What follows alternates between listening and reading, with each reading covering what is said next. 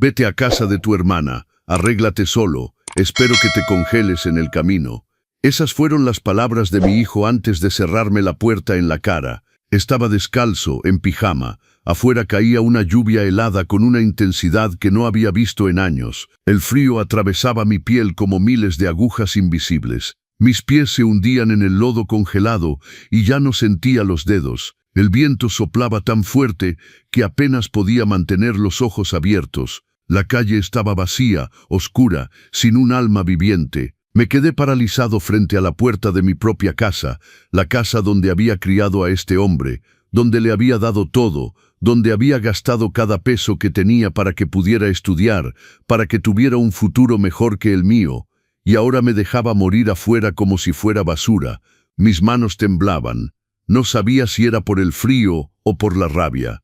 Busqué una piedra en el suelo, pensé en lanzarla contra la ventana, romper el vidrio, gritar hasta que salieran los vecinos.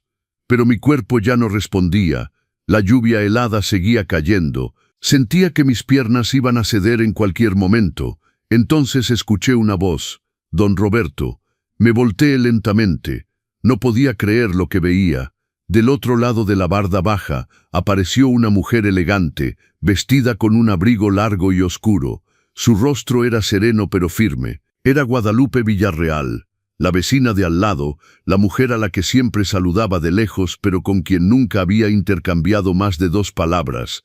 Me miraba sin lástima, sin sorpresa, como si supiera exactamente lo que estaba pasando. Mi esposo es el jefe de su hijo y yo soy la dueña de Villarreal Construcciones donde él trabaja.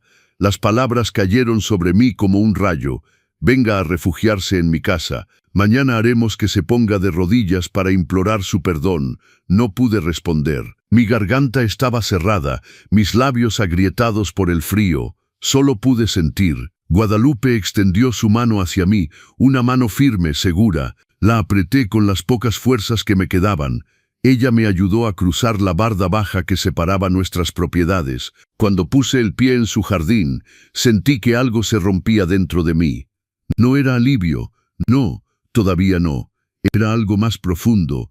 Era la certeza de que todo lo que había callado durante años estaba a punto de salir a la superficie. Guadalupe me guió hacia el interior de su casa, una residencia inmensa comparada con la mía. Las luces estaban encendidas. Adentro reinaba un calor que contrastaba brutalmente con el infierno helado del que acababa de escapar. Me sentó en un sillón cerca de la chimenea y me cubrió con una cobija gruesa. No dijo nada durante varios minutos. Solo me observaba mientras yo intentaba recuperar el aliento. Finalmente habló. Sé lo que le ha hecho. No es la primera vez que lo veo expulsarlo, pero esta noche fue diferente. Esta noche cruzó una línea que no debió cruzar. La miré sin entender completamente cómo podía saber tantas cosas, cómo podía tener tanta certeza. Su hijo Miguel Mendoza trabaja para mi esposo desde hace 5 años. Fernando lo colocó en un puesto importante, muy importante. Gana más de 25,000 pesos al mes, y todo eso fue posible porque yo lo recomendé personalmente. Sentí que el aire escapaba de mi pecho. Miguel nunca me había dicho nada. Nunca había mencionado que su trabajo dependía de los Villarreal. Nunca había agradecido. Nunca había reconocido nada. Guadalupe continuó, pero él cree que llegó ahí por su propio mérito. Piensa que es intocable, que puede hacer lo que quiera sin consecuencias. Y por eso lo trata así, porque piensa que nadie está mirando. Se acercó a mí. Su mirada era dura pero no cruel. Era la mirada de alguien que había visto demasiado y ya no toleraba más. Mañana por la mañana Miguel va a recibir una llamada. Será convocado a la oficina de mi esposo, y ahí entenderá que cada peso ganado, cada promoción que recibió, cada migaja de poder que tiene, fue gracias a mí. No podía hablar todavía. Las lágrimas comenzaron a rodar por mi cara. No eran lágrimas de tristeza, eran lágrimas de algo que no sabía nombrar. Tal vez rabia contenida, tal vez esperanza. Guadalupe puso su mano sobre la mía. No permitiré que un hombre como él siga destruyendo a su propio padre, no mientras yo tenga el poder para impedirlo. Esa noche no dormí. Me quedé sentado frente al fuego, envuelto en esa cobija, sintiendo que mi cuerpo recuperaba el calor. pero mi mente seguía prisionera del frío de esa puerta cerrada. Pensé en todas las veces que Miguel me había gritado, en todas las veces que había tomado mi propio dinero, en todas las veces que me había dicho que era una carga, que era viejo, que ya no servía para nada. Y ahora por primera vez en años, alguien me decía que eso no era verdad. Alguien me decía que él iba a pagar.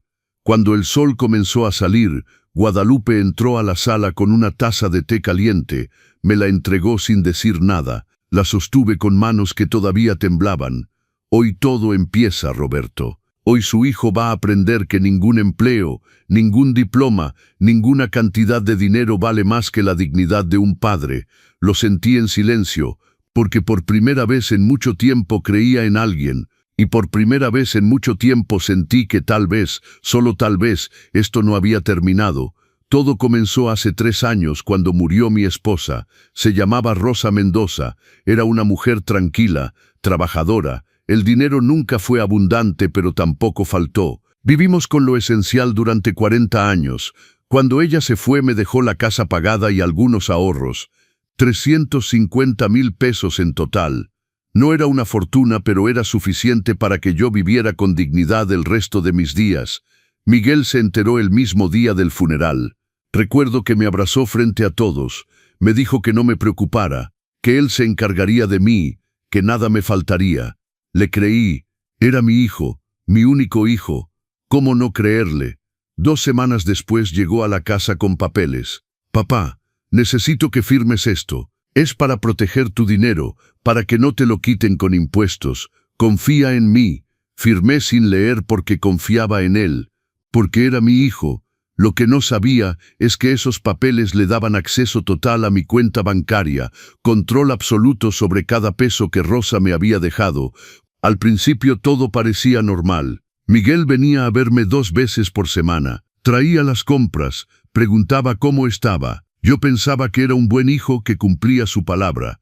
Pero después de 6 meses algo cambió. Las visitas se volvieron más cortas, más frías. Llegaba apurado, dejaba las bolsas en la cocina y se iba sin siquiera sentarse a tomar un café conmigo. Y cuando yo pedía dinero para algo, siempre tenía una excusa. Papá, ahorita no puedo, estoy apretado este mes. Papá, ya te di la semana pasada, no puedes gastar tanto.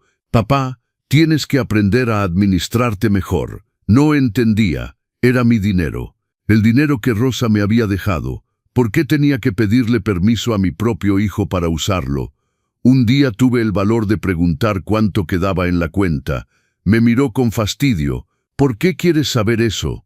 ¿No confías en mí? Me callé. Me sentí culpable de haber preguntado. Así pasaron los meses. Yo vivía con lo mínimo. Él controlaba cada gasto, cada compra, cada movimiento. Y mientras tanto él compraba ropa cara, cambiaba de coche, salía a cenar a restaurantes todos los fines de semana. Lo veía en las fotos que su esposa publicaba en redes sociales, sonriendo, brindando, viviendo una vida que parecía sin límites. Y yo seguía solo en mi casa, pidiendo permiso para comprar mis propias medicinas. Hace 1 año todo empeoró. Miguel llegó una noche con su esposa y mi nieta Sofía. Se sentaron en la sala. Nadie sonreía. Papá, tenemos que hablar. Me senté frente a ellos. Mi corazón latía fuerte. Sabía que algo malo venía. No puedes seguir viviendo solo. Estás viejo. Puedes caerte, enfermarte. Necesitas que alguien te cuide. No necesito que nadie me cuide, Miguel. Estoy bien. No, no estás bien. Por eso hemos decidido que te vengas a vivir con nosotros. Sentí un alivio extraño. Pensé que tal vez sí se preocupaba por mí, que quería tenerme cerca, pero luego agregó algo más. Vamos a rentar tu casa. Así sacamos un ingreso extra y tú vas a ayudar con los gastos de la casa donde vas a vivir. Es justo. Ahí entendí todo. No quería cuidarme, quería también mi casa. Y yo, como siempre, no dije nada. Hice mis maletas, dejé la casa donde había vivido 40 años y me fui a vivir con él. Pero no me fui a vivir con él, me fui a vivir como un sirviente. Me levantaba a las 5 de la mañana para preparar el café. Limpiaba toda la casa, lavaba la ropa, planchaba, cocinaba las 3 comidas del día, y cuando terminaba,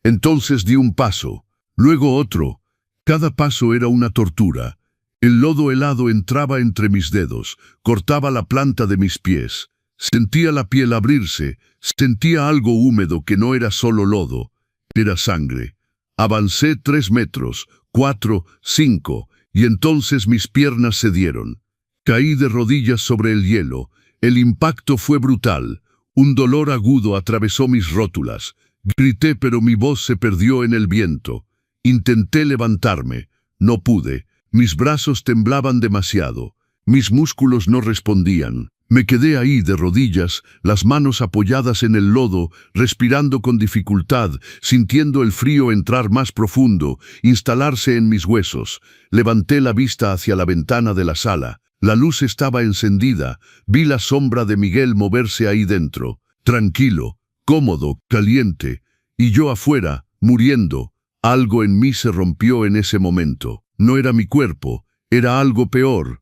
Era la imagen que tenía de mi hijo, la imagen del niño que había criado, del hombre que pensé que era. Esa imagen se hizo pedazos, y en su lugar quedó la verdad cruda y terrible de que mi propio hijo me odiaba, de que deseaba mi muerte, de que yo no era su padre, era el enemigo.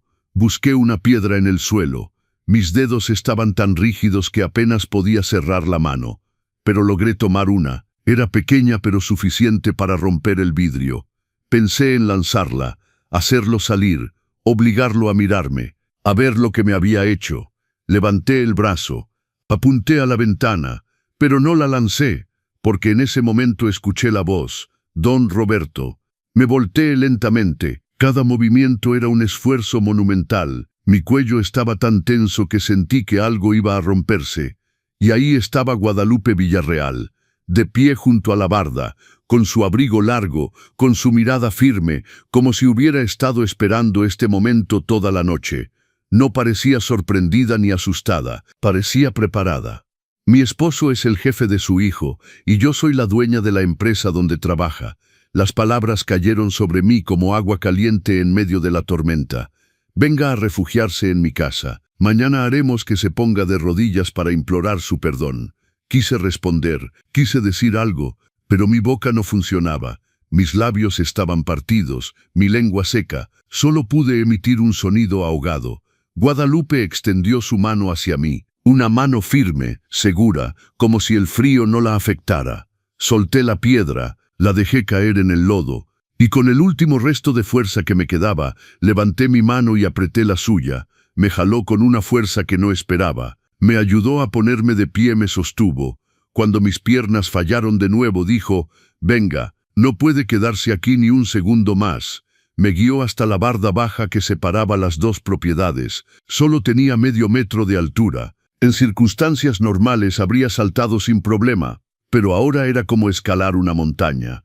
Guadalupe me ayudó a pasar. Sostuvo mi cintura, me empujó con cuidado. Y cuando mis pies tocaron el otro lado, sentí que había cruzado más que una barda. Había cruzado hacia otro mundo. Su jardín estaba limpio, bien cuidado. La lluvia no se acumulaba porque tenían calefacción bajo el suelo. Mis pies dejaron manchas rojas sobre la superficie blanca. Guadalupe no dijo nada, solo me llevó hasta la entrada de su casa. Abrió la puerta y el calor que salió del interior fue como un abrazo. Entré tambaleándome. Mis piernas apenas me sostenían. Guadalupe cerró la puerta detrás de nosotros, y en ese instante el mundo exterior dejó de existir. Ya no escuchaba el viento, ya no sentía el frío cortante, solo había silencio, calor y luz. Guadalupe me llevó hasta un enorme sillón frente a una chimenea encendida. Me sentó con cuidado, me quitó el pijama empapado y me cubrió con una cobija tan gruesa que parecía pesar 10 kilos. No hable todavía. Primero tiene que recuperar el calor. Asentí. Mis dientes castañeteaban tan fuerte que pensé que se iban a romper. Todo mi cuerpo temblaba sin control. No podía detenerme. Guadalupe desapareció un momento. Regresó con una taza de té caliente. La colocó entre mis manos. Intenté sostenerla pero temblaba demasiado. Tuvo que ayudarme a llevarla a mis labios. El primer sorbo quemó mi lengua pero no me importó. Necesitaba ese calor dentro de mí. Necesitaba sentir que todavía estaba vivo. Bebí lentamente, sorbo tras sorbo, sintiendo el líquido caliente bajar por mi garganta y expandirse en mi pecho. Guadalupe se sentó frente a mí. No dejaba de observarme, pero no con lástima, con algo diferente. Determinación. Sé lo que le ha hecho. No es la primera vez que lo veo expulsarlo. La miré sin entender. ¿Cómo podía saber? ¿Cómo podía haber visto algo que yo mismo había ocultado durante tanto tiempo? Su hijo Miguel Mendoza trabaja para mi esposo desde hace 5 años, y todo lo que tiene, todo lo que es, me lo debe a mí. Las palabras me golpearon con más fuerza que el viento afuera. Miguel nunca me había dicho nada, nunca había mencionado a los Villarreal, nunca había agradecido, nunca había reconocido que alguien más lo había ayudado. Y ahora esta mujer estaba frente a mí, diciéndome que tenía el poder de destruirlo. Mañana por la mañana va a recibir una llamada, será convocado a la oficina de mi esposo, y ahí entenderá quién tiene el control. No podía hablar todavía. Las lágrimas comenzaron a caer, no podía contenerlas, porque por primera vez en 3 años alguien me defendía, alguien me decía que no merecía esto, y esa certeza era más reconfortante que cualquier chimenea. Pasé toda la noche despierto, no porque no tuviera sueño, sino porque cada vez que cerraba los ojos sentía de nuevo el frío, volvía a ver esa puerta cerrada, volvía a escuchar la voz de Miguel diciéndome que esperaba que me congelara. Guadalupe me dio ropa limpia, un pantalón de pijama suave, una camisa gruesa, calcetines de lana. Todo era demasiado grande para mí, pero no me importaba. Por primera vez en meses sentí que alguien me trataba con dignidad. Me quedé sentado frente a la chimenea hasta que el sol comenzó a salir. Las llamas ardían lentamente. El calor me envolvía, pero mi mente no descansaba. Pensé en todo. En los 3 años que había perdido, en el dinero que Miguel me había robado, en la casa que me había quitado, en la vida que me había arrebatado, y pensé en Guadalupe, en cómo había aparecido exactamente en el momento correcto, como si estuviera esperando, como si supiera que algo así iba a pasar. Cuando escuché pasos en la escalera, levanté la vista. Guadalupe bajaba lentamente, vestida con un traje impecable, gris claro, elegante. Su cabello estaba recogido. Su rostro descansado, como si no hubiera pasado la noche salvando a un hombre de la muerte. «Buenos días, Roberto. ¿Cómo se siente?» «Mejor, gracias», sonrió ligeramente. Se sentó frente a mí en un sillón de cuero. «Puede llamarme Guadalupe, no hay necesidad de formalidades entre nosotros». Lo sentí, no estaba acostumbrado a eso, a que alguien me hablara como si fuéramos iguales. Guadalupe sirvió 2 tazas de café de una cafetera que estaba sobre la mesa. Me pasó una. El aroma era fuerte, reconfortante. Quiero contarle algo que su hijo nunca le dijo. Sostuve la taza con ambas manos. Todavía temblaban un poco. Hace 5 años Miguel vino a nuestra empresa buscando trabajo. Tenía buenas referencias. Había estudiado administración. Parecía capaz, pero no era excepcional. Había otros candidatos mejores. Guadalupe tomó un sorbo de café. Sus ojos no se apartaban de los míos. Pero un día, durante una junta de selección, mi esposo Fernando mencionó que uno de los candidatos era hijo de un hombre llamado Roberto Mendoza. Y yo me detuve inmediatamente. ¿Por qué? Porque lo conocía a usted, aunque usted no se acuerde de mí. La miré confundido. No recordaba haberla visto antes de mudarme a esta casa. Hace 20 años yo trabajaba en un hospital. Era enfermera. Acababa de casarme con Fernando. Él todavía estaba construyendo su empresa. No teníamos dinero. Vivíamos con dificultad. Guadalupe puso su taza sobre la mesa. Se inclinó un poco hacia adelante. Un día me enfermé. Tuve una infección grave. Necesitaba una cirugía urgente, pero no teníamos seguro. No teníamos con qué pagar. Los médicos me dijeron que tenía que esperar, que buscara un programa de ayuda del gobierno. Hizo una pausa. Su mirada se volvió más intensa. Pero usted estaba ahí en el hospital, no como paciente, estaba visitando a un amigo, y me vio sentada en la sala de espera llorando, desesperada. Intenté recordar, pero mi memoria era borrosa. Habían pasado tantos años. Usted se acercó a mí, preguntó qué pasaba. Se lo conté. y usted, sin pensarlo 2 veces, sacó su tarjeta bancaria y pagó la mitad de la cirugía, 50,000 pesos. Sentí que el aire escapaba de mi pecho. Le dije que no podía aceptar, que no lo conocía, que no tenía con qué pagarle, y usted me dijo algo que nunca olvidé. Guadalupe repitió mis palabras como si las tuviera grabadas en la memoria.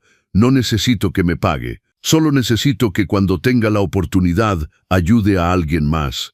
Así es como funciona el mundo cuando funciona bien. Las lágrimas comenzaron a rodar por mi cara. No recordaba ese momento, no recordaba a esa mujer, pero sí recordaba haber hecho cosas así. Recordaba haber ayudado a gente sin esperar nada a cambio. Esa cirugía me salvó la vida, Roberto, y gracias a eso Fernando y yo pudimos seguir adelante.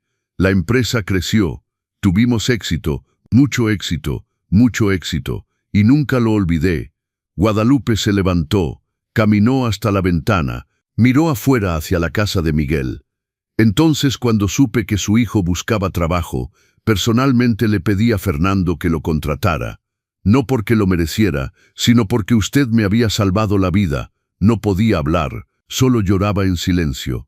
Le dimos un puesto importante, le pagamos bien, 25,000 pesos al mes. Lo promovimos 2 veces en 5 años. Todo gracias a usted. Guadalupe se volteó hacia mí. Pero él nunca lo supo. Nunca le dijimos que su empleo dependía de usted. Queríamos que pensara que había llegado ahí por su propio mérito. Pensamos que eso lo haría más humilde, más agradecido. Regresó al sillón, se sentó frente a mí. Nos equivocamos, no se volvió humilde, se volvió arrogante, cruel. Y yo lo escuché maltratarlo. Lo escuché gritarle, lo escuché expulsarlo de su casa hace 6 meses cuando discutieron por el dinero. ¿Vio eso? Vi todo, Roberto. Nuestras casas están una junto a la otra, las ventanas dan al mismo jardín, vi cosas que hicieron hervir mi sangre. Pero esperé porque quería estar segura, quería saber hasta dónde era capaz de llegar. Y anoche llegó demasiado lejos. Guadalupe tomó mi mano, la apretó firmemente. Ahora es el momento de actuar. Fernando ya sabe todo, le conté lo que pasó anoche, y está furioso, no solo porque Miguel le hizo esto a usted, sino porque un hombre así no puede trabajar en nuestra empresa. ¿Qué van a hacer?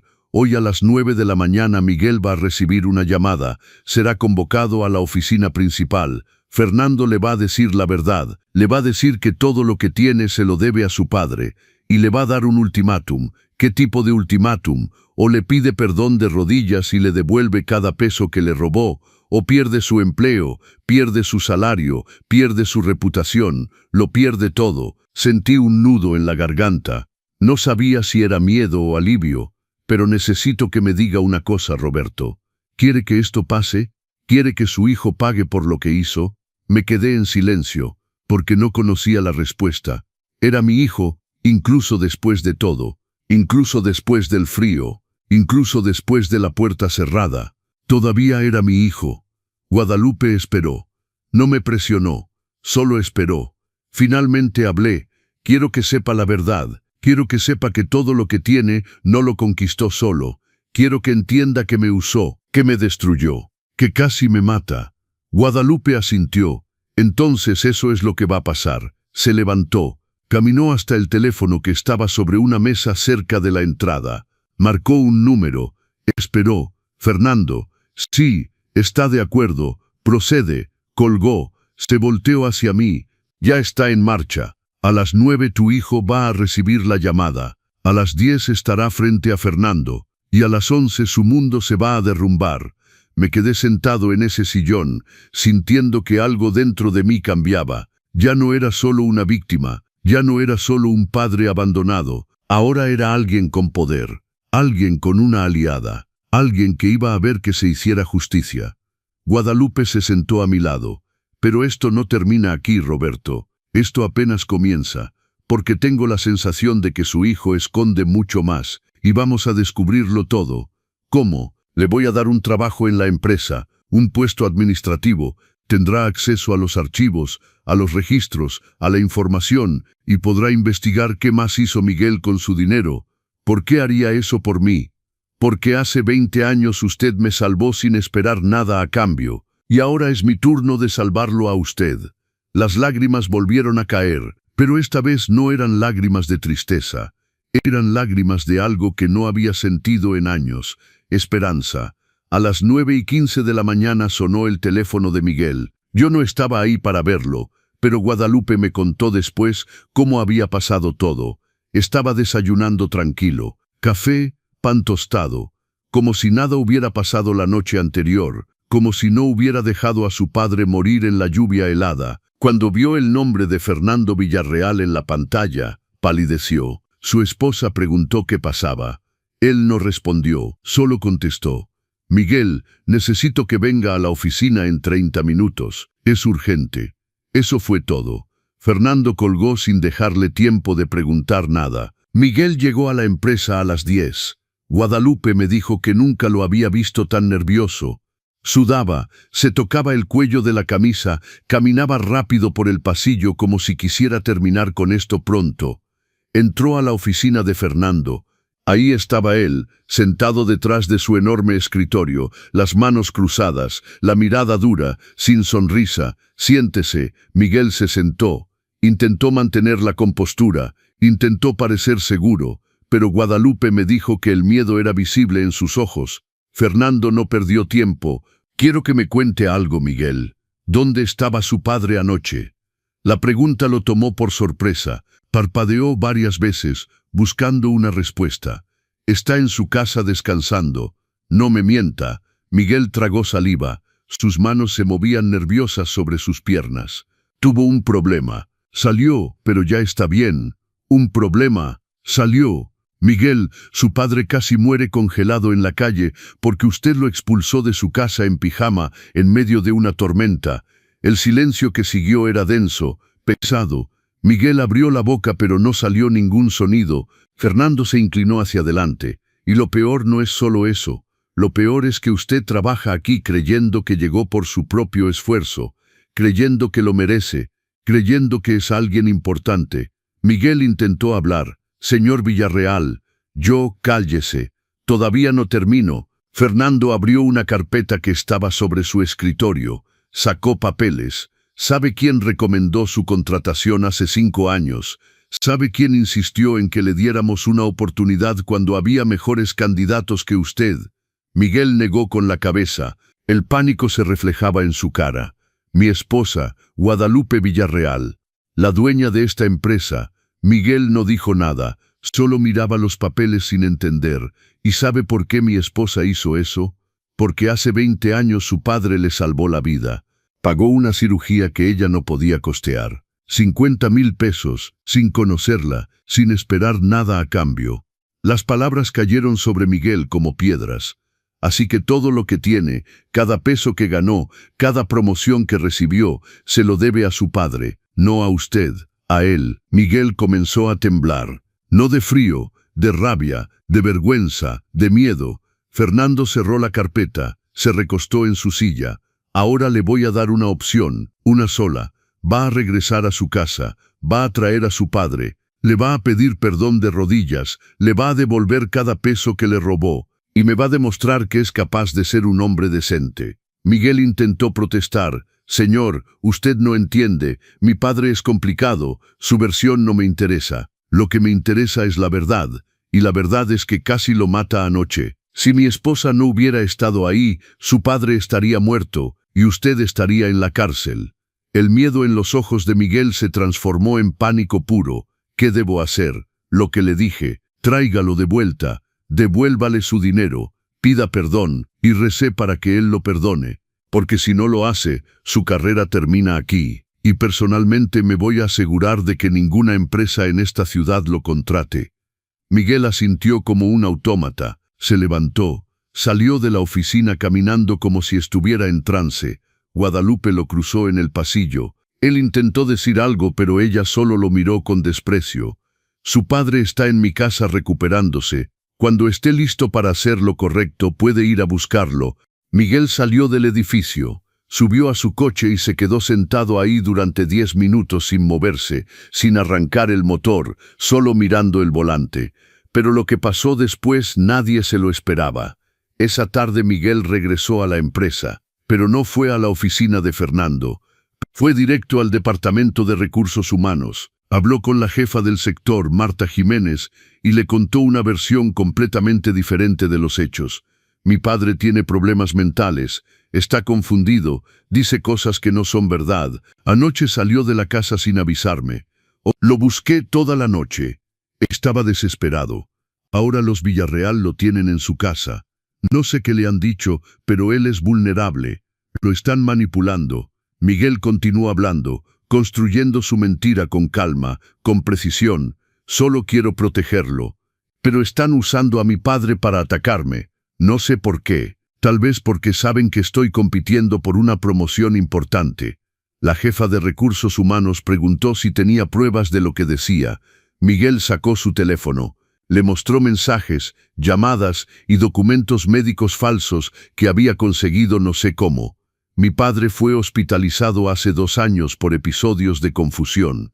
Aquí está el reporte. Era mentira. Todo era mentira. Pero lo presentaba con tanta seguridad que la mujer empezó a dudar. Voy a investigar esto. Deme unos días. Miguel asintió. Salió de ahí con una sonrisa que nadie vio. Cuando Guadalupe se enteró de lo que había hecho, su rostro se puso rígido. Está jugando sucio. Está tratando de voltear la situación, de hacerse pasar por la víctima. Yo estaba sentado frente a ella, sintiendo que el alivio que había sentido en la mañana se transformaba de nuevo en miedo. ¿Qué va a pasar ahora? Guadalupe no respondió de inmediato. Se quedó mirando por la ventana pensando. Finalmente habló. Él cree que puede manipular la narrativa. Cree que puede hacerlo pasar por loco.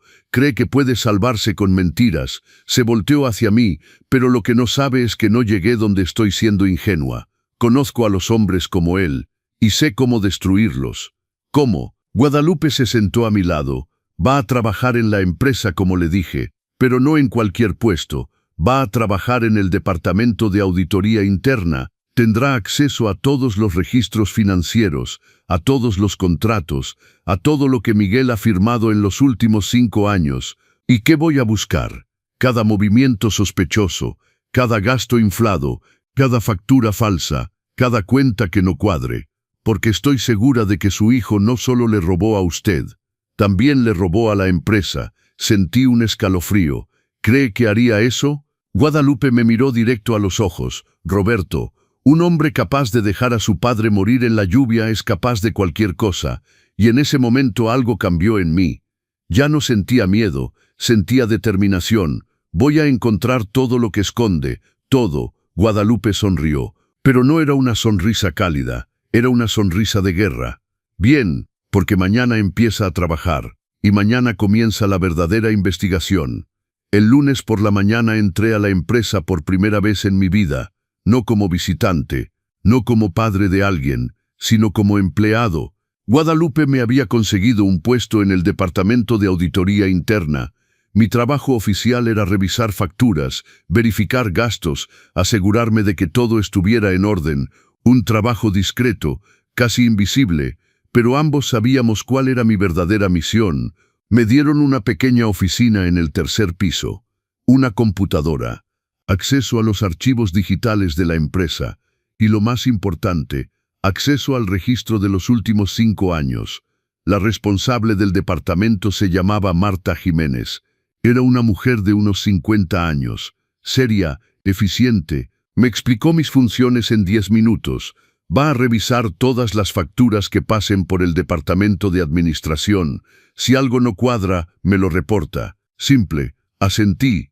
Tomé notas, intenté verme como un hombre mayor que necesitaba un trabajo tranquilo, pero cuando Marta salió de mi oficina, me senté frente a esa computadora y supe que no sería simple, porque no estaba ahí para revisar cualquier factura, estaba ahí para revisar las de mi hijo.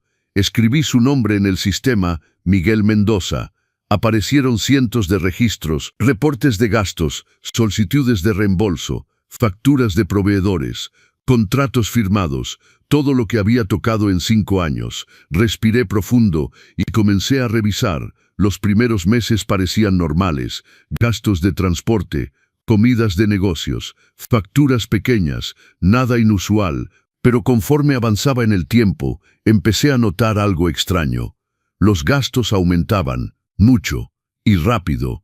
El primer año Miguel había declarado gastos por 30,000 pesos, normal para alguien en su puesto, pero el segundo año esa cifra subió a 70,000 pesos, el tercer año 120,000, y el último año 220,000 pesos en gastos declarados. Abrí los detalles: comidas de negocios en restaurantes caros, hoteles, viajes, conferencias, todo justificado con facturas que parecían legítimas, pero algo no cuadraba. Tomé una de las facturas, era de un restaurante llamado La Corona de Oro. Decía que Miguel había llevado a 3 clientes a cenar. Total, 17,000 pesos. La empresa había reembolsado todo. Busqué más facturas del mismo lugar. Había 7 en total, todas por montos similares, todas del mismo año.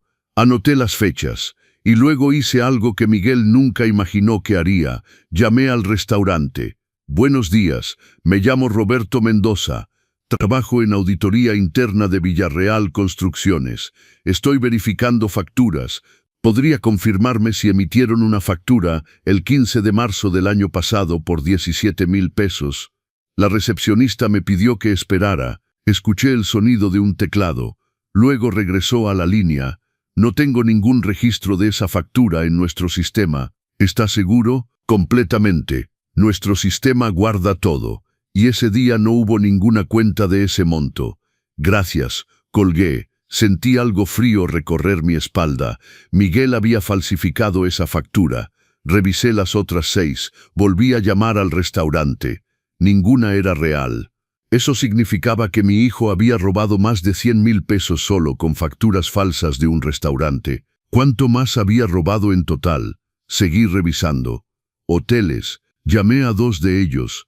Las reservaciones no existían, las facturas eran falsas.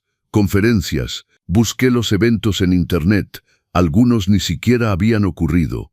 Otros sí, pero Miguel nunca había asistido. Cada descubrimiento era peor que el anterior. Mi hijo no solo me había robado a mí, le estaba robando a la empresa que lo había contratado gracias a mí. Imprimí todo, cada factura falsa, cada registro sospechoso, cada movimiento que no cuadraba. Cuando terminé, tenía una pila de papeles de 5 centímetros de alto, y eso era solo el principio. Esa tarde fui a la oficina de Guadalupe. Estaba revisando contratos. Cuando me vio entrar con la carpeta, lo dejó todo. Encontró algo. Le mostré los papeles, le expliqué uno por uno, cada factura falsa, cada hotel inexistente, cada conferencia inventada. Guadalupe no dijo nada durante varios minutos. Solo leía, revisaba, calculaba. Finalmente habló: esto es suficiente para despedirlo y para demandarlo penalmente. Lo sentí, pero no sentí alivio. Sentí algo peor. Sentí vergüenza, porque este hombre era mi hijo. Yo lo había criado, y no sabía en qué momento se había convertido en esto. Guadalupe notó mi expresión. No es su culpa, Roberto. Él eligió este camino, no usted, pero había algo más, algo que necesitaba saber. Guadalupe, si le está robando tanto a la empresa, ¿dónde está metiendo ese dinero? Ella me miró fijamente. Esa es la pregunta correcta, porque si está falsificando facturas por 500,000 pesos al año, más lo que le robó a usted, estamos hablando de más de 1,000,000 de pesos en total. ¿Dónde está ese dinero? Guadalupe cerró la carpeta. Eso es lo que vamos a descubrir, pero necesito que siga investigando. Necesito que revise sus cuentas bancarias, sus propiedades, todo lo que esté a su nombre. ¿Cómo voy a hacer eso? Guadalupe sonrió, pero era una sonrisa fría, porque su hijo cometió un error cuando le hizo firmar esos papeles para tener acceso a su cuenta. Puso su nombre como cotitular en varias de sus cuentas, probablemente para mover dinero sin levantar sospechas. Eso significa que usted tiene el derecho legal de pedir información sobre esas cuentas. En serio, y mañana vamos al banco, y vamos a pedir todos los movimientos de los últimos 3 años. Esa noche no pude dormir de nuevo, pero esta vez no era por miedo, era por rabia, por indignación, por la certeza de que mi hijo me había usado de una manera que ni siquiera había imaginado. Me había robado, había falsificado mi firma, había usado mi nombre para cometer fraude, y probablemente había hecho mucho más. Al día siguiente, Guadalupe y yo fuimos al banco. Era una sucursal grande, fría, con pisos brillantes y empleados que hablaban en voz baja. Nos recibió un joven, explicamos lo que necesitábamos. Verificó los documentos, confirmó que yo era cotitular de 3 cuentas a nombre de Miguel Mendoza, y nos entregó los movimientos de los últimos 3 años. Salimos del banco con una carpeta llena de papeles, subimos al coche de Guadalupe, y ahí, en el estacionamiento, comenzamos a revisar. Lo que encontramos era devastador. Miguel tenía 3 cuentas, una oficial donde la empresa depositaba su salario, y 2 secretas. En una de esas cuentas secretas había depósitos constantes, pequeños, 4,000, 10,000, 20,000 pesos cada 2 o 3 semanas. Sumé los montos. En 3 años esa cuenta había recibido más de 900,000 pesos. ¿De dónde venía ese dinero? Verifiqué las referencias de los depósitos. Algunas decían reembolso, otras pago de servicios, otras no tenían descripción, pero todas eran mentira, porque ya sabía que esos reembolsos eran por facturas falsas. Guadalupe señaló la segunda cuenta secreta. Mire esto. Esa cuenta tenía movimientos más grandes, transferencias de 100,000, 150,000, 200,000 pesos, y todas venían de mi cuenta, de la cuenta donde estaban los ahorros que Rosa me había dejado. Miguel había estado transfiriendo mi dinero a esta cuenta durante 2 años, sin que yo lo supiera, sin que autorizara nada. Sentí que iba a vomitar. Me robó todo. Guadalupe puso su mano sobre mi hombro. Sí, pero ahora tenemos las pruebas, y con esto no solo lo vamos a despedir, lo vamos a destruir. Miré esos papeles, esos números, esas transferencias, y algo en mí se endureció. Ya no era solo rabia, era determinación fría, calculada. ¿Cuál es el siguiente paso? Guadalupe arrancó el coche. Ahora vamos a investigar qué hizo con todo ese dinero, porque un hombre que roba 1,000,000 de pesos no los guarda debajo del colchón. Los invierte, los esconde o los gasta en algo grande. ¿Cómo vamos a saber en qué? Guadalupe me miró de reojo, porque mañana usted va a entrar a su casa mientras él esté en el trabajo y va a buscar todo lo que pueda encontrar, documentos, contratos, facturas, lo que sea, y si me descubre, no lo va a descubrir, porque yo me voy a asegurar de que esté ocupado todo el día en una junta interminable. Asentí, sabía que era arriesgado. Sabía que si Miguel me encontraba ahí las cosas podían empeorar, pero ya no me importaba, porque mi hijo me había quitado todo, mi dinero, mi casa, mi dignidad, mi vida, y ahora yo iba a quitárselo todo a él. El martes a las 9 de la mañana, Miguel recibió una llamada de Fernando. Fue convocado a una junta urgente que duraría todo el día, auditoría general del departamento. Todos los directores debían estar presentes. Guadalupe me envió un mensaje. Ya se fue. Tiene 3 horas, 4 máximo. Tomé las llaves que ella me había dado. Era una copia de las llaves de mi casa, la casa que Miguel me había quitado y que ahora rentaba. La casa donde había vivido 40 años. Conduje lentamente. Mi corazón latía tan fuerte que parecía querer explotar. No era miedo, era otra cosa. Era la sensación de estar a punto de descubrir algo irreversible. Llegué a la casa, estacioné el coche a 2 calles de distancia, caminé con la cabeza agachada. Nadie me vio. Abrí la puerta principal. El olor me golpeó de inmediato. No era el olor de mi casa, era otro, un olor a perfume caro, a muebles nuevos, a una vida que no reconocía. Cerré la puerta detrás de mí. El silencio era total. Caminé por la sala. Todo había cambiado. Los muebles que Rosa y yo habíamos comprado ya no estaban. Ahora había un sillón de cuero, una televisión enorme, cuadros modernos en la pared. Miguel había borrado cada rastro de nosotros. Subí al segundo piso. Fui directo a su recámara. La puerta estaba cerrada. La abrí lentamente. Adentro había una cama king size, un closet inmenso, todo impecable. Busqué en los cajones. Ropa, relojes caros, nada importante. Luego fui al estudio, una pequeña habitación al final del pasillo. Ahí estaba su escritorio, su computadora, sus archivos. Abrí el primer cajón, facturas, recibos, papeles de la empresa, nada que no hubiera visto ya. Abrí el segundo cajón, más papeles, contratos, estados de cuenta, y entonces encontré algo, un sobre Manila, grueso, cerrado con cinta. Lo abrí con cuidado, adentro había documentos, muchos documentos. El primero era un contrato de compra de propiedad, un departamento en el centro de Monterrey, comprado hace un año, precio 2.800.000 pesos. Sentí que el aire escapaba de mis pulmones. Miguel había comprado un departamento que yo no conocía, un departamento que costaba más de lo que podía pagar con su salario. Seguí revisando. Había fotos del interior del departamento. Era lujoso, moderno, con vista a la ciudad, y en una de las fotos había algo que congeló mi sangre. Una mujer joven, de unos 30 años, rubia, sonriendo, sentada en el sillón de ese departamento. No era su esposa. Di vuelta a la foto. Había algo escrito atrás: para mi amor, gracias por este hogar, Daniela. Miguel tenía otra mujer, y le había comprado un departamento. Con mi dinero. Mis manos temblaban. Seguí revisando el sobre.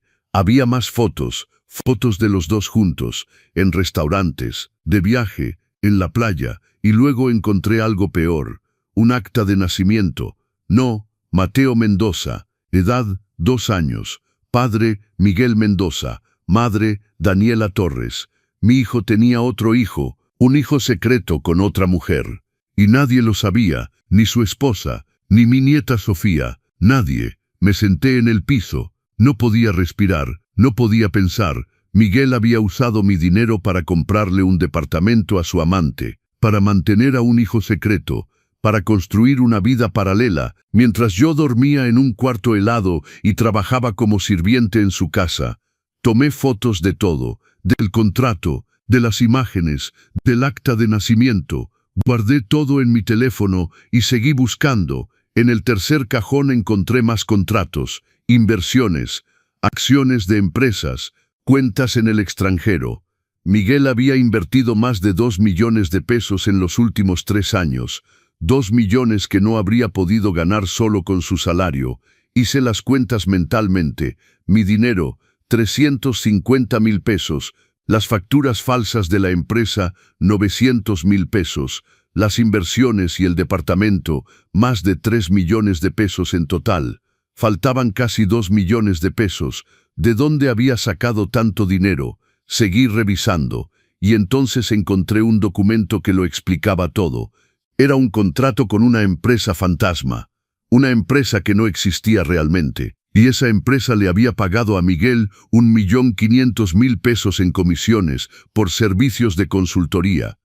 Pero esos servicios nunca se habían prestado. Miguel había creado facturas falsas, contratos falsos, reportes falsos, todo para justificar esos pagos. Y la empresa que supuestamente había pagado estaba registrada a nombre de otra persona, un tal Javier Ramírez. Busqué ese nombre en internet. No encontré nada. No existía. Era un nombre falso. Pero había una dirección de registro de la empresa fantasma. Y esa dirección era la casa de su suegra, la madre de su esposa. Miguel no actuaba solo. Su esposa lo sabía, su suegra también. Todos estaban involucrados.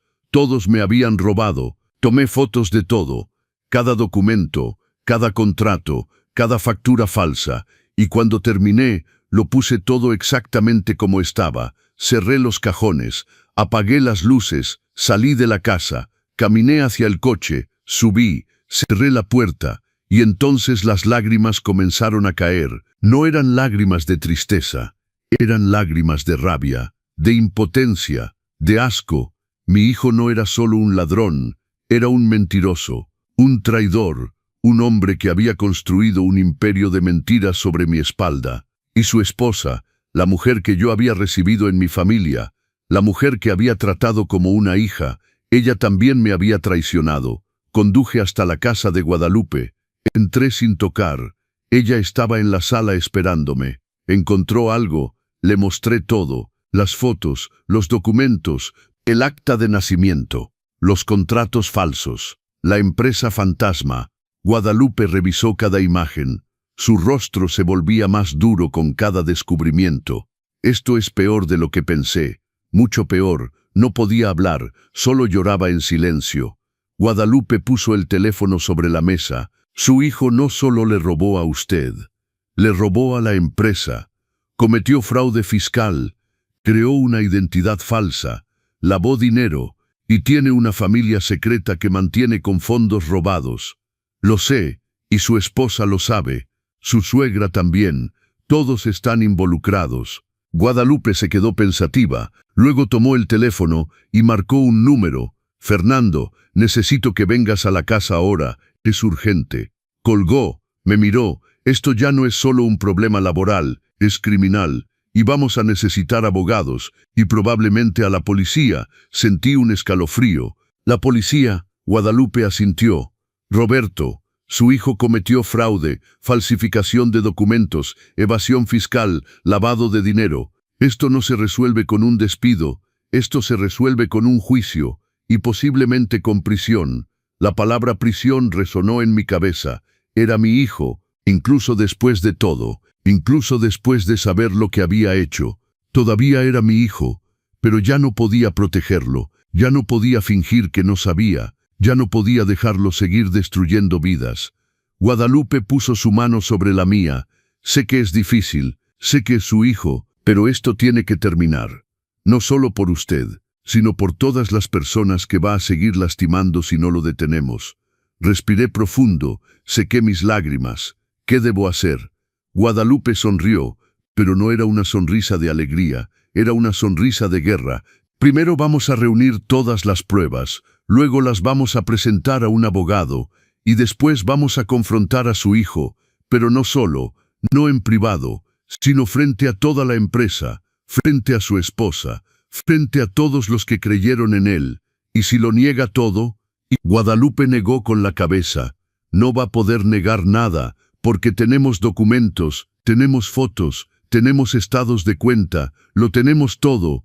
Esa tarde llegó Fernando. Guadalupe le mostró todo lo que yo había encontrado. Revisó cada documento con incredulidad. Cuando terminó solo dijo una cosa: mañana lo despedimos, y pasado mañana presentamos la denuncia. Lo sentí, pero había algo más, algo que necesitaba saber. ¿Y mi nieta Sofía? ¿Ella sabe algo de esto? Guadalupe negó con la cabeza. No creo, es joven. Probablemente no tiene idea de nada, pero lo vamos a averiguar. Esa noche, acostado en la cama del cuarto que Guadalupe me había dado, pensé en Sofía, en cómo la había visto crecer, en cómo la había cuidado cuando era bebé, y pensé en cómo Miguel la estaba usando, como me había usado a mí, como usaba a todos, y supe que tenía que protegerla, incluso si eso significaba destruir a su padre, porque eso es lo que hacen los padres, protegen, incluso cuando duele, incluso cuando significa perderlo todo. Al día siguiente, mientras revisaba más documentos en mi oficina, recibí una llamada de un número desconocido. Dudé antes de contestar, pero algo me dijo que debía hacerlo. Abuelo. Era Sofía, mi nieta. Su voz sonaba rota, asustada. Sofía, ¿estás bien? Necesito verte. Por favor, no le digas nada a papá, no le digas a nadie. Solo ven. Me dio una dirección, un café al otro lado de la ciudad. Colgó antes de que pudiera preguntar más. Le envié un mensaje a Guadalupe explicándole. Respondió de inmediato: vaya, pero tenga cuidado, y grabe todo lo que le diga. Conduje hasta el café. Era un lugar pequeño, tranquilo. Sofía estaba sentada en una mesa al fondo. Cuando me vio entrar se levantó. Sus ojos estaban rojos. Había llorado. Me acerqué, me abrazó y empezó a llorar de nuevo. Abuelo, no sé qué hacer, no sé con quién hablar. Cálmate, estoy aquí. Cuéntame qué pasa. Nos sentamos. Respiró profundo, secó sus lágrimas con una servilleta. Papá me pidió que firmara unos papeles hace 2 semanas. Dijo que era para un fondo de ahorro, que iba a invertir dinero para mi futuro, para cuando entrara a la universidad. Asentí, sabía a dónde iba esto. y firmé sin leer, porque confié en él, porque es mi papá. Sofía sacó documentos de su mochila, los puso sobre la mesa. Estaban arrugados, manchados de lágrimas, pero ayer encontré copias de esos papeles en su escritorio, y los leí. Y no son para un fondo de ahorro, abuelo. Son contratos donde aparezco como socia de una empresa que no conozco. Tomé los documentos, los revisé, mi sangre se congeló. Era la empresa fantasma, la misma empresa que Miguel había usado para lavar dinero. Y ahora Sofía estaba registrada como socia con el 20% de las acciones. Eso significaba que si alguien investigaba esa empresa, Sofía aparecería como cómplice, como parte del fraude. Miguel estaba usando a su propia hija para esconder sus crímenes. Sentí que iba a explotar de rabia, pero me contuve. Sofía me necesitaba. ¿Le dijiste algo a tu papá? Negó con la cabeza. Intenté hablar con él anoche, pero cuando le pregunté sobre la empresa, se puso furioso, me gritó, dijo que no entendía nada, que dejara de meter la nariz donde no me llaman. Sus ojos se llenaron de lágrimas de nuevo, y luego mamá entró, y en vez de defenderme, me dijo que obedeciera a papá, que dejara de hacer preguntas, que confiara en ellos. Tomé su mano. Sofía, escúchame bien, tu padre te está usando, te puso como socia de esa empresa para que si algo sale mal, tú también caigas, para que aparezcas como culpable de cosas que no hiciste. Me miró con horror. ¿Por qué haría eso? Porque tu padre ha estado robando durante años. Me robó a mí, le robó a la empresa donde trabaja, y ahora te está involucrando a ti. Sofía empezó a temblar. No puede ser, es mi papá. No haría eso. Saqué mi teléfono. Le mostré las fotos que había tomado. El departamento, la mujer, el acta de nacimiento del niño. Sofía miró las imágenes. Su rostro cambió de confusión a shock, de shock a devastación. Papá tiene otro hijo. Sí, un niño de 2 años, con otra mujer. Compró un departamento para ellos y lo pagó todo con dinero robado. Sofía dejó caer el teléfono sobre la mesa. Se cubrió la cara con las manos. Lloró sin poder controlarse. La gente en el café nos miraba, pero no me importó. La dejé llorar, la dejé sacar todo. Cuando finalmente se calmó, me miró con ojos rojos e hinchados. ¿Qué voy a hacer, abuelo?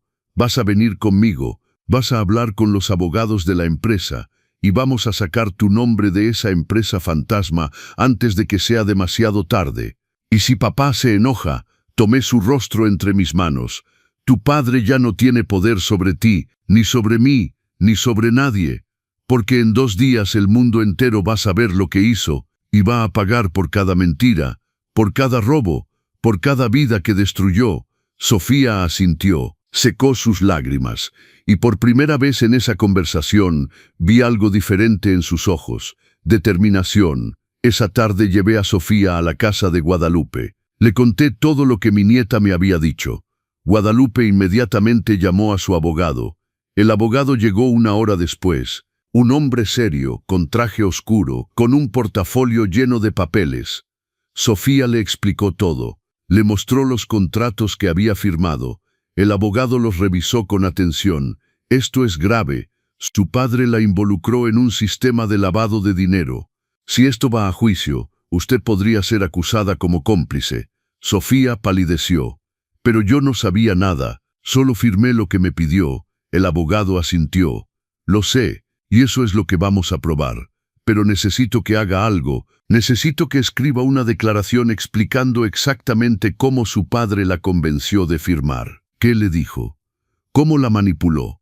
Sofía miró a Guadalupe, luego a mí. Eso va a ayudarla a usted, y va a ayudar a destruir el caso de su padre.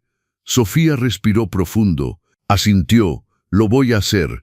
Esa noche, mientras Sofía escribía la declaración en otra habitación, Guadalupe y yo nos quedamos en la sala. Ella revisaba todos los documentos que habíamos reunido. Tenemos suficiente, más que fraude, falsificación, lavado de dinero, bigamia técnica, porque tiene 2 familias, y ahora explotación de menores al involucrar a Sofía. Lo sentí, pero algo en mí todavía dolía. Guadalupe lo notó. Sé lo que está pensando. ¿Qué? que todavía es su hijo, que tal vez hay una parte de usted que quiere perdonarlo. No respondí, porque tenía razón. Guadalupe se acercó, se sentó a mi lado. Roberto, perdonar no significa olvidar, no significa dejar que siga lastimando gente.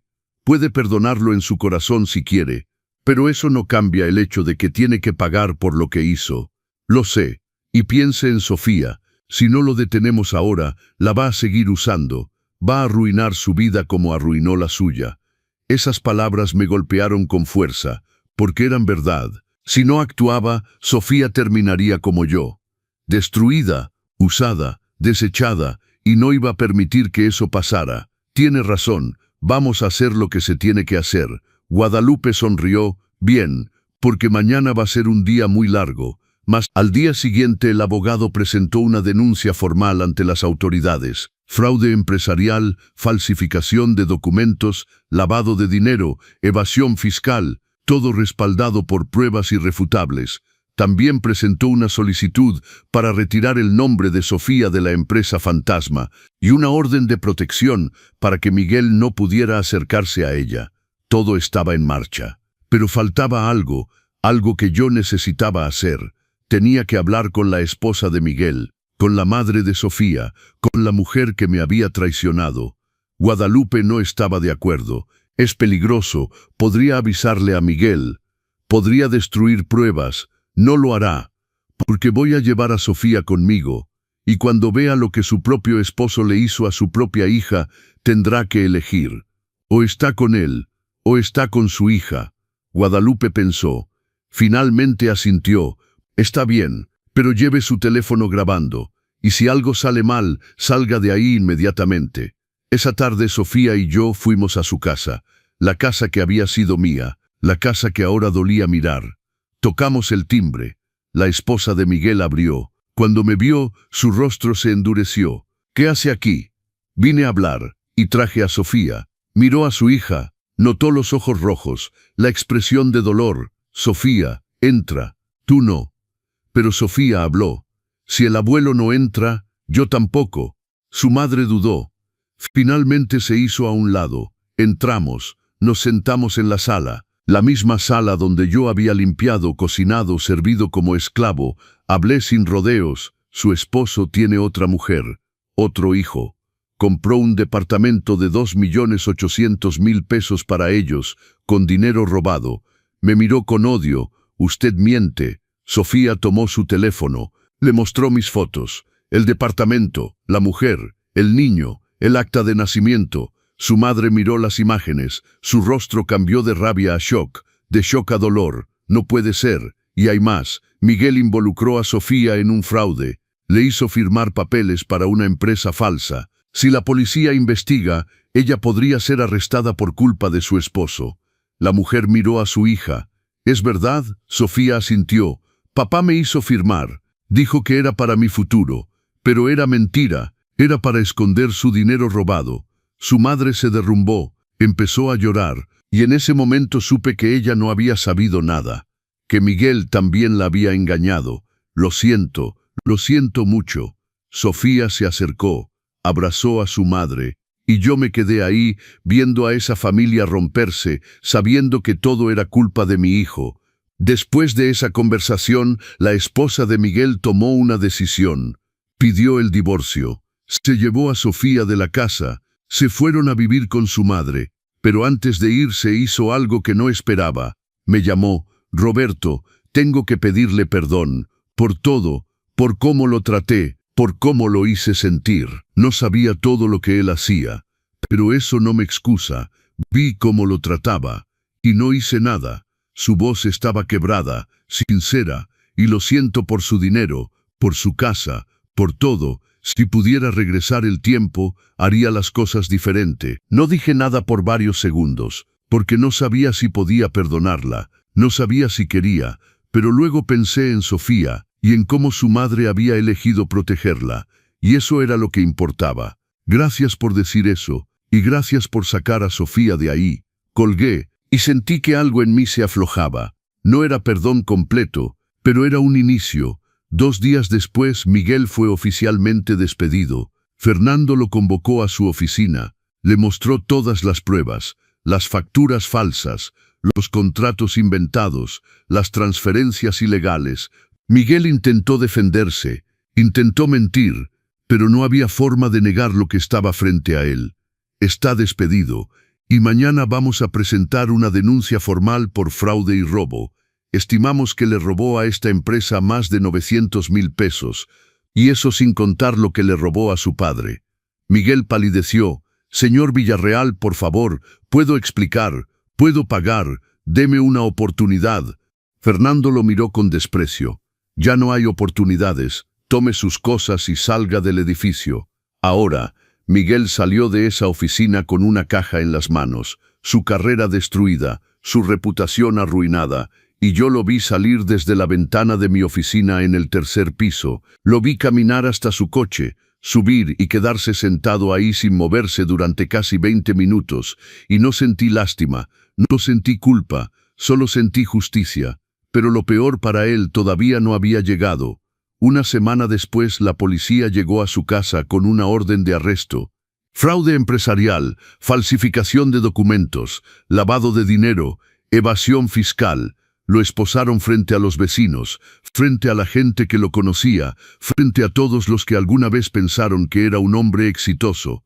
Guadalupe me llamó para contarme. Lo arrestaron. Va a pasar la noche en la comisaría. Mañana hay una audiencia. ¿Qué va a pasar? El abogado dice que con todas las pruebas que tenemos va a ser declarado culpable. Probablemente tome entre 5 y 8 años de prisión. 5 a 8 años. Mi hijo en prisión. Esa noche no pude dormir. No porque me sintiera mal por él, sino porque no sabía cómo sentirme. Por un lado sabía que merecía pagar.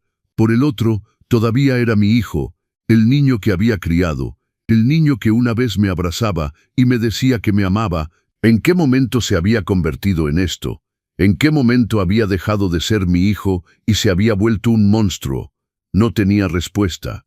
Al día siguiente fui a la audiencia, no porque él me lo pidiera, sino porque necesitaba verlo. Necesitaba mirarlo a los ojos y saber si quedaba algo del hijo que había tenido. Entré a la sala, me senté al fondo. Miguel estaba adelante con un abogado de oficio que parecía cansado, las manos esposadas, el rostro abatido. Cuando me vio, nuestros ojos se cruzaron, y por un segundo vi algo que podría haber sido remordimiento, tal vez miedo, pero luego apartó la mirada, y supe que no había nada que salvar. El juez leyó las acusaciones: fraude, falsificación, lavado de dinero, una tras otra. Cada palabra era un golpe. El fiscal presentó las pruebas, los documentos, las fotos, los estados de cuenta, todo lo que yo había encontrado. El abogado de Miguel intentó argumentar que fue un error, que su cliente estaba bajo mucha presión, que tenía intención de pagar todo. Pero el juez no le creyó. Señor Mendoza, usted no solo robó dinero, robó la dignidad de su padre, robó la confianza de su empleador. Y peor aún, involucró a su propia hija menor en sus actividades criminales. Miguel bajó la cabeza. No tengo otra opción que declararlo culpable de todos los cargos. La sentencia se dictará en 30 días, pero anticipo que será entre 6 y 8 años de prisión. 6 a 8 años. Miguel se derrumbó. Empezó a llorar, a pedir perdón, a suplicar otra oportunidad, pero era demasiado tarde.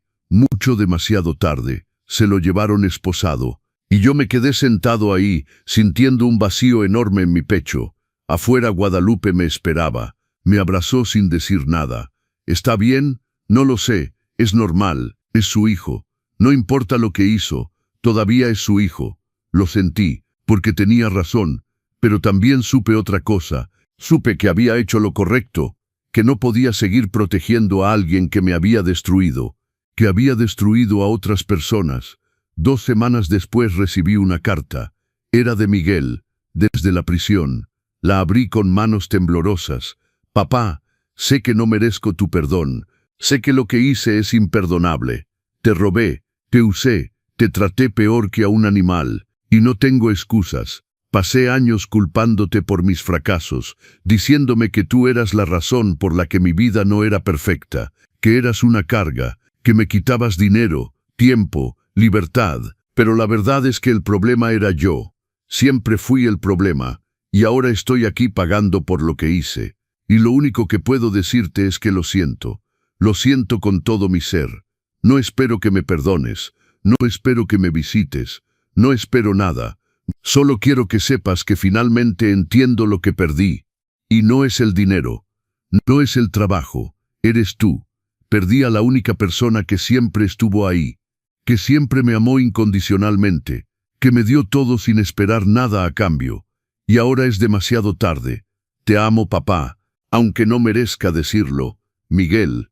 Doblé la carta, la guardé en un cajón, y lloré por el hijo que había perdido, por los años que había perdido, por la vida que había perdido, pero también lloré de alivio, porque finalmente había terminado, finalmente era libre. Guadalupe me ayudó a recuperar mi casa. Los abogados obligaron a Miguel a devolverla. También recuperé parte de mi dinero, no todo, pero suficiente para vivir con dignidad.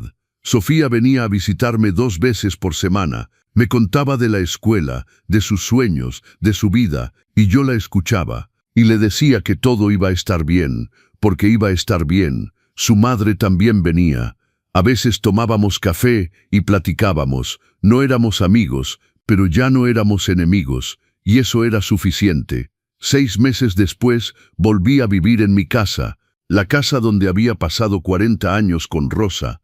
Limpié cada rincón, pinté las paredes, compré muebles nuevos, y por primera vez en años me sentí en paz. Una tarde estaba sentado en el jardín tomando té cuando escuché la puerta principal. Era Guadalupe con una bolsa en la mano. Traje pastel.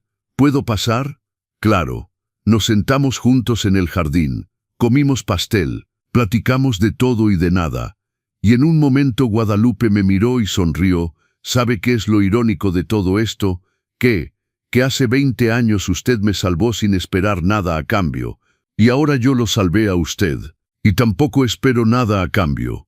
Sonreí. Así es como funciona el mundo cuando funciona bien. Exactamente.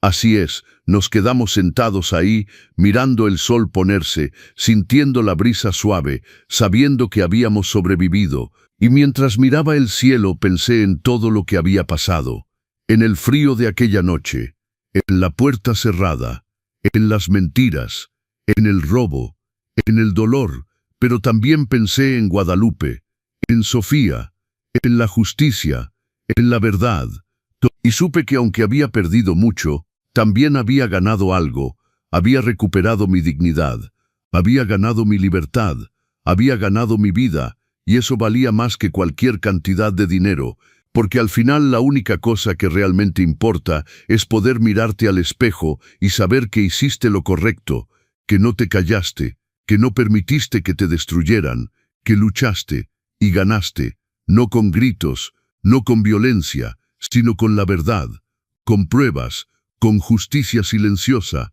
y esa victoria era mía, solo mía, y nadie podría quitármela jamás. Los primeros meses después de recuperar mi casa fueron extraños, hermosos pero extraños.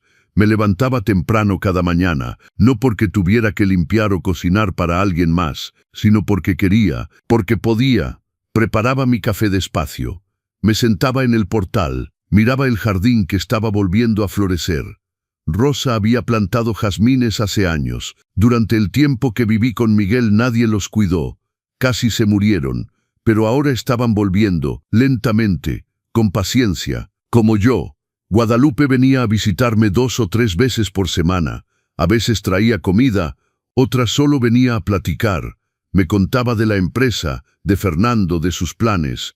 Y yo le contaba de mi jardín, de los libros que estaba leyendo, de las pequeñas alegrías que estaba redescubriendo. ¿Sabe qué es lo mejor de todo esto? Me preguntó un día. ¿Qué? Que usted no necesitó venganza para sanar, necesitó justicia. Y esas 2 cosas no son lo mismo. Tenía razón. La venganza habría sido vacía, habría sido buscar hacerle daño solo por hacerle daño, pero la justicia era diferente. La justicia era asegurarse de que pagara por lo que hizo, de que no pudiera seguir lastimando a otros, y eso me daba paz. Sofía se convirtió en mi mayor alegría. Venía cada martes y jueves después de la escuela. Hacíamos la tarea juntos, cocinábamos, platicábamos. Ella nunca mencionaba a Miguel, yo tampoco. Era como un acuerdo silencioso entre nosotros. Pero un día, casi un año después del arresto, ella rompió ese silencio. «Abuelo, ¿alguna vez vas a visitar a papá?» Me quedé callado, mirando mi taza de café. «No lo sé, mija. Yo tampoco sé si quiero verlo. Parte de mí lo odia por lo que hizo, pero otra parte solo extraña tener un papá». Le tomé la mano, y eso es normal. Puedes sentir las dos cosas al mismo tiempo. Puedes amarlo y estar enojada con él. Las dos cosas pueden ser verdad. ¿Tú lo amas todavía? Respiré profundo. Sí, siempre lo voy a amar. Es mi hijo. Pero amar a alguien no significa dejar que te destruya. A veces amar a alguien significa ponerles límites. Significa decir no más. Sofía asintió, y vi lágrimas en sus ojos. Creo que entiendo. La abracé, y nos quedamos así por un rato largo. La relación con la exesposa de Miguel también cambió con el tiempo. Al principio solo nos veíamos cuando ella traía a Sofía. Conversaciones breves, incómodas, pero poco a poco empezamos a hablar más. Ella me contó cómo había sido su vida con Miguel, cómo había ignorado las señales, cómo se había convencido de que todo estaba bien cuando claramente no lo estaba. Yo sabía que algo andaba mal, me dijo un día. Lo sabía, pero era más fácil no preguntar, no querer saber. No tiene que cargar con esa culpa, le dije. Él era muy bueno mintiendo, nos engañó a todos, pero yo vi cómo lo trataba, vi cómo lo tenía trabajando como sirviente, y no dije nada, y eso fue un error, pero ya lo reconoció, ya pidió perdón, y protegió a Sofía cuando más lo necesitaba. Eso cuenta. Ella lloró. Y yo también, porque el perdón no es un momento, es un proceso, y ambos estábamos en ese proceso. Un día, 14 meses después del arresto, recibí otra carta de Miguel. Esta era diferente a la primera, más corta, más humilde. «Papá, no espero respuesta, solo quería que supieras que estoy tomando clases en la prisión, estoy estudiando contabilidad de verdad, la forma honesta, también estoy en terapia». Estoy aprendiendo sobre por qué hice lo que hice, sobre la codicia, sobre el orgullo, sobre cómo destruí todo lo bueno en mi vida. No sé si algún día podrás perdonarme. No sé si yo mismo puedo perdonarme, pero quiero que sepas que cada día intento ser un poco menos la persona que era y un poco más la persona que debí haber sido. Te amo, y lo siento. Miguel, guardé la carta en el mismo cajón donde estaba la primera. Y por primera vez desde que todo esto empezó, sentí algo diferente cuando pensaba en él. No era perdón, todavía no, pero tal vez era el inicio de algo. Tal vez era la posibilidad de que algún día, en el futuro lejano, podríamos encontrar una forma de coexistir. Tal vez. Guadalupe y Fernando se convirtieron en mi familia extendida. Me invitaban a cenas, a celebraciones. Me trataban no como un proyecto de caridad, sino como un amigo de verdad. Un día Fernando me llevó aparte. «Roberto, quiero ofrecerle algo, y antes de que responda, sepa que no tiene que aceptar. ¿Qué es? Quiero que se quede en la empresa, permanentemente, como auditor senior, con buen salario, con prestaciones completas». Me quedé en shock. «Fernando, yo ya sé lo que va a decir, que ya tiene suficiente, que no necesita trabajar». Y tiene razón, pero la empresa lo necesita. Usted encontró fraudes que llevaban años ocultos. Tiene ojo para esto. Y además, lo aprecio. Los dos lo apreciamos. Miré a Guadalupe. Ella asintió. Piénselo. No tiene que decidir ahora. Lo pensé durante 3 días, y finalmente acepté. No porque necesitara el dinero, sino porque necesitaba el propósito. Necesitaba sentirme útil. Necesitaba saber que todavía podía contribuir algo al mundo. Y así fue como a los 68 años empecé un nuevo capítulo de mi vida. 2 años después del arresto estaba en mi jardín cuando sonó el teléfono. Era un número desconocido. Dudé, pero contesté. «Papá». Mi corazón se detuvo. Era Miguel.